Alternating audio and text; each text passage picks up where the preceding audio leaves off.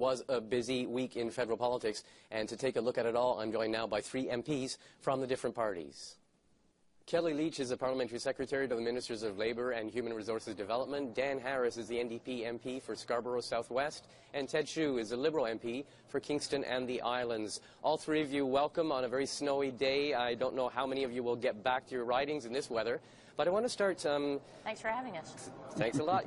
Kelly Leitch, let's start with the announcement by the Prime Minister today. He announced this new high-risk category of offenders who've been found not criminally responsible because of mental illness, but he's now creating this new category or designation. Why is it necessary? Well, the government's moving forward with this new piece of legislation to make sure that the public interest is put first. We want to make sure that public safety is paramount in the decision making, and the creation of the high risk, not criminally responsible category communicates just that, making sure that Canadians who have been victims of crime, victims of a circumstance where someone who is has been designated not criminally responsible is still seen as a high risk, and therefore those victims and others will be notified. So it's really putting victims' rights first, making sure that we are making sure that Canadian streets are safe for individuals, and also making sure that victims understand that there is an advocate for them. So this is, I think, an excellent move to make sure that there is a new category, making sure that the Canadian victims are protected. Okay, Dan Harris, one of the other measures in this is that, if I understand it correctly, is that people who've been found criminally not responsible won't be able to come up for review if they get this new designation for 3 years instead of 1 year. So they can't go to mental health boards and potentially be released for 3 years instead of 1 year. Any reactions to the new legislation? Well, I mean, my first reaction is this is another Friday announcement from the Prime Minister when he's kind of hoping nobody's looking. We have serious mental health issues in this country, and every time that somebody with mental health issues comes before the courts, we have to ensure that appropriate measures are taken, and certainly that public safety is paramount. But it ignores the fact that we have a serious lack when we talk about our correctional systems with respect to mental health. I mean, we just had the Ashley Smith case come up again today, and of course, I mean, the government is cutting mental health services in correctional institutions, so that's not going to help to improve the situation at all. We should work to tackle that. Of course, I mean, the announcement just came out, and I'm sure our critics will be formulating a response, proper response to the government in due time. Okay, Ted Chu, any reactions to today's announcement with regards to this issue? Well, similarly, in the Liberal Party, our critics will be first reading and then studying the bill. I have a bit of a reaction with regards to the capabilities of our correctional system for dealing with mentally ill patients. Locally, this government is closing and moving the Regional Treatment Centre, which is located in my riding, and some of the clinical staff have approached me privately to say they're concerned with how that move is going and whether the treatment will be, whether the facilities will be adequate or enough. So on a local level for Kingston and the Islands, it's an important issue. Okay, I want to get to another issue which is just in the forefront of everyone's mind this week, and that is obviously the Senate. We've seen developments of a general nature and of a specific nature.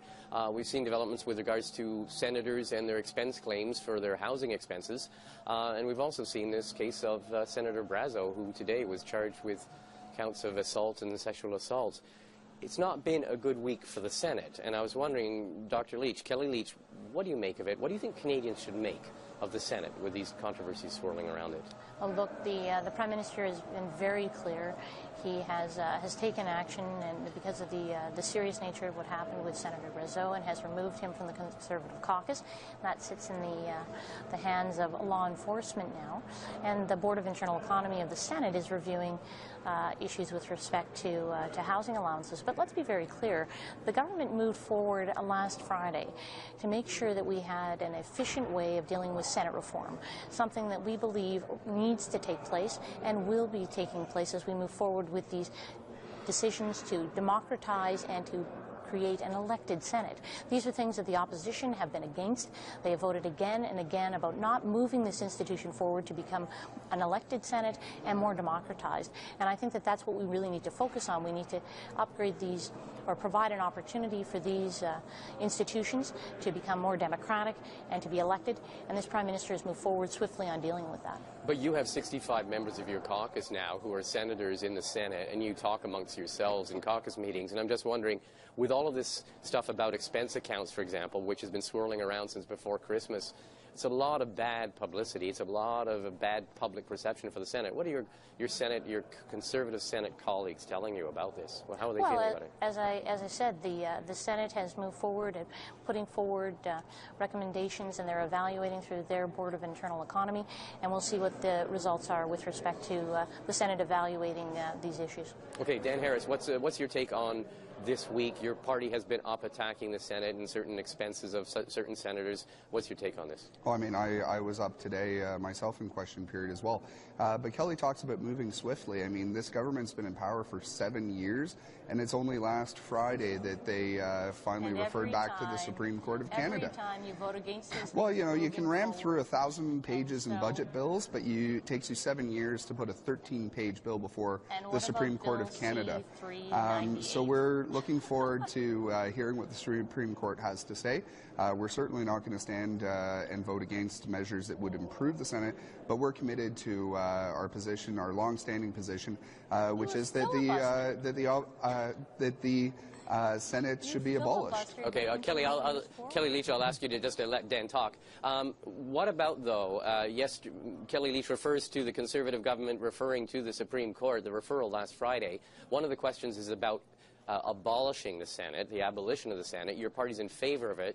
What if, as everyone expects, the Supreme Court will say the abolition of the Senate will take 7 provinces with 50% of the Canadian population. It will take a widespread consensus among provinces and among federal parties. What do you make of that? I mean, your goal is outright abolition. The Supreme Court, it is expected, will say that that's going to be a complicated process. Well, I mean, reforming the Senate is a complicated process as well, because the senators would have to vote for it themselves.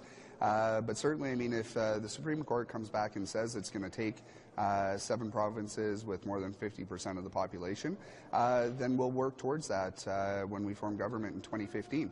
The reality is that we are a federation, and we have to work with our provincial partners in order to accomplish things. And, you know, this exists in many areas. We want a national transit strategy, a national infrastructure strategy, and many other programs. It's going to take working with the provinces because of multi-jurisdictional issues. Okay, Ted Chu, you have caucus members who are senators. You, in fact, have more senators than MPs.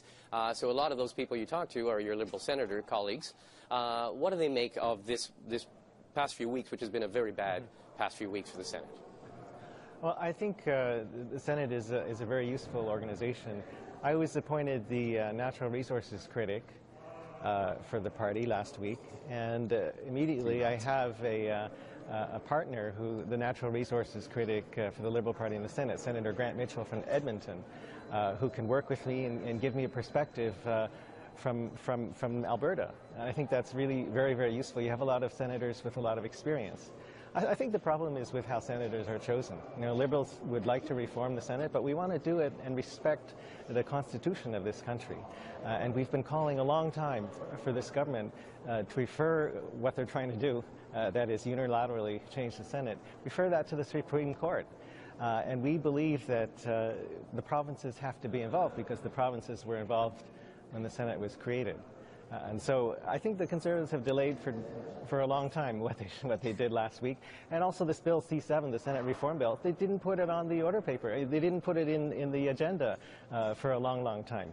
So it's really the government's fault that Senate reform hasn't proceeded as quickly as it could have. Okay, I want to get to the last bit. I have to jump in there. I mean, we had 13 years majority Liberal rule and then 7 years of Conservative majority rule, and there's been no Senate reform yet. That's the record on for both folks around me. Let's just have a factual correction there. We had a minority government, and every time we try to move forward with making sure that we have a democratic elected institution, the Liberals and the NDP have voted against that. So I take a little bit of issue of provinces and making them pay for it. I want to move to last subject, and that is this week we saw a lot of debate about the reform of electoral boundaries. It's happening across the country, but it's also happening in Saskatchewan. Saskatchewan, some fairly dramatic changes, a formation of some major urban ridings is proposed. Now, we saw this week a lot of controversy about the federal Conservative Party's direct involvement in the process by way of push polls. Your party, Kelly Leitch, your party, the Conservative Party, has been paying for these push polls to try to rally people against, or at least get people aware of the changes in the electoral system. Is it proper for your party to be getting involved in hiring a company to do province-wide polling about the electoral changes? Well, let's be very clear. This process is one where parliamentarians, citizens, political parties, and others can all participate. It's very clear that their input is required and wanted by the Commission. You know, our party and our government supports the 75% of Saskatchewan residents who have put forward that they disagree with what has come forward as electoral boundaries in Saskatchewan. And so I'm pleased to say that citizens are getting active in the process. That's what we need. You know, unlike the Liberals who in 1994 put forward legislation in the House of Commons to stifle that independent process. So I encourage Saskatchewan citizens to make sure your voices are heard, and we are supporting, as I say, the 75% of Saskatchewan residents that have put forward information saying that they disagree with what has been put on the table with regards to the Commission, and we support the dissenting report that had been put on the table by one of the commissioners. Okay, I just want to make something clear. I mean, it's been fuzzy all this week, but the 75% of Saskatchewans who are expressing opposition to the electoral boundary changes are the 75% of Saskatchewans who have contacted the Electoral Commission. It's not 75% of Saskatchewanians. Well, there's 75% of the people that have taken the time to focus and see what is going on with the Electoral Boundary Commissions, and they disagree. So, unlike the Liberals, who in 1994 thought that we shouldn't have an independent commission, we shouldn't have the opportunity. We should not We should not have the opportunity to put forward their ideas, that instead it should be a manipulated process. We want to make sure that independent commission has their opportunity to make their ruling, and we support those 75% of people who have put forward their information saying that they disagree with the electoral boundaries. Let's go to Dan Harris. Your position on this. Is it right for, I don't know, public opinion polling to be paid for by a national political party to get involved in the electoral redrawing? Well, I mean, this wasn't public opinion polling. This was a dirty American tactic of push polling, where you're actually trying to influence and change people's minds with the poll rather than to actually seek out their input. For people who don't know what push polling is, can you describe what push polling is? Well, I mean, they're leading questions. Even just the way that it was, if you agree that Saskatchewan's values aren't being upheld, press 2, and if you think that the dramatic changes being put forward are wrong, then press 3. I mean, it was just the way it was done, and of course, I mean, the Conservatives broke the CRTC rules by not identifying themselves. And then, I mean, here again, we have another example where they lied about it. They continuously said that they weren't responsible for it until they got their hand caught in a cookie jar. And we see this pattern time and time again with them. You know, on the In-N-Out scandal, they denied until they were found guilty. We have it going on with robocalls where they say they're not responsible, and then as information trickles out and Elections Canada gets more information, we find out more and more that they are in fact behind some of these calls. Okay, I want to get a last point to Ted Chu now. I have to go back on that. She just said that the NDP was convicted. That's a blatant lie. The only party that has been convicted is the Conservative Party. You're talking about a repayment. Yes, you're talking about a repayment that the NDP made. Elections Canada came forward, and they came forward with an opinion, and New Democrats decided. We're out of time. I'm going to give a last point to the person who's being polite and respecting the order of speaking. Ted Chu, you were reacting to this all week long. The Conservatives have been saying this is nothing compared to what the Liberals did. The Liberals in the 1990s, I believe it was, actually tried to even short-circuit the independent Electoral Reform Commissions. What's your response to that? What's your response to what the Tories are doing this time? In 1994, the process was reviewed, and the new riding boundaries were changed with the support. The Bloc Québécois supported the bill. Stephen Harper at the time supported the idea of having more public input, and so the process was reviewed after 30 years.